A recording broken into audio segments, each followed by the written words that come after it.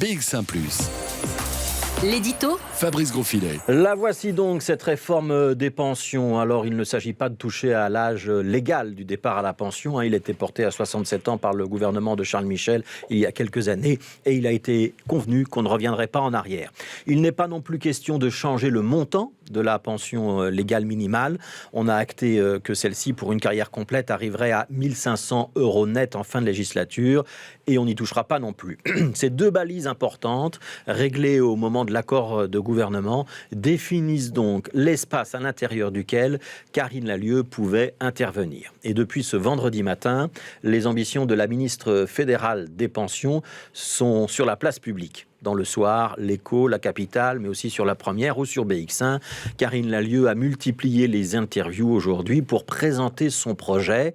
Dans les grandes lignes, on retiendra la possibilité de prendre une pension anticipée à 60 ans après 42 ans de carrière, alors qu'il en faut 44 aujourd'hui, mais aussi la possibilité de prendre partiellement cette pension anticipée en continuant à travailler à mi-temps ou à 4/5e seulement.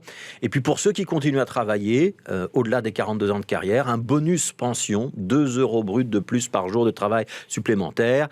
Et puis en ce qui concerne le droit à la pension minimale, la ministre estime qu'il devrait être acquis après 10 ans de travail effectif, alors que les partis libéraux avaient demandé que ce soit après 20 ans.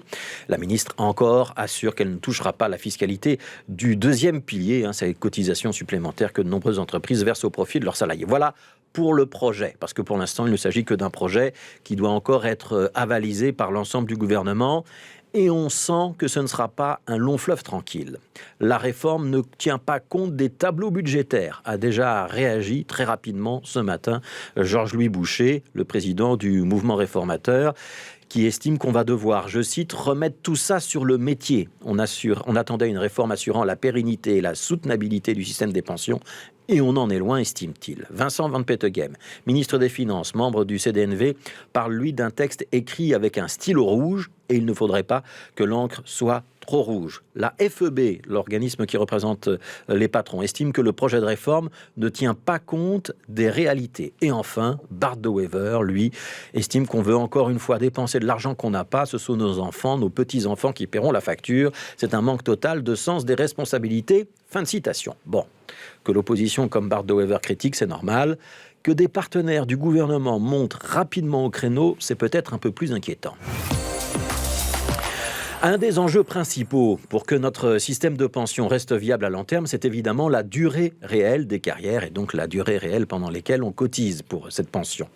Que le plus grand nombre possible de travailleurs acceptent de travailler après 60 ans, ça permet que les caisses de la sécurité sociale ne soient pas dans le rouge cramoisi. L'idée du bonus pension, qui a donc été avancée par Karine Lallieu dans ce projet de réforme, répond à cet objectif. Alors, est-ce que c'est suffisant ou pas ? Est-ce qu'il vaudrait mieux interdire aux gens de partir trop tôt à la pension ? C'est le débat.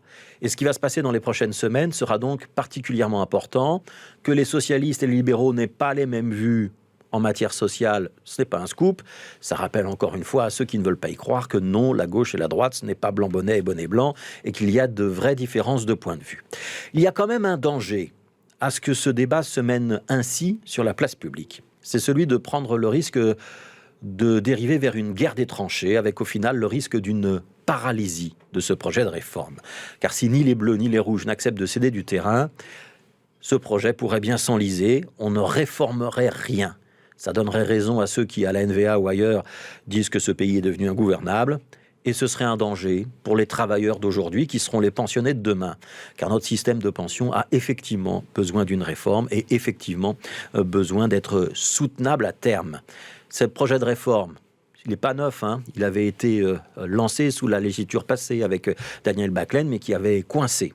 Reporter cette idée de réforme à nouveau de quelques années, ce serait perdre du temps et ce serait porter un très mauvais coup au gouvernement d'Alexander De Croo, dont on devrait bien se demander si l'horizon politique ne se limite pas à la gestion du coronavirus et un plan de relance où il ne sert que d'intermédiaire entre l'Europe d'un côté et les régions de l'autre. Et ce serait, pour l'équipe du Premier ministre, réduire à très peu de choses ses grandes ambitions politiques.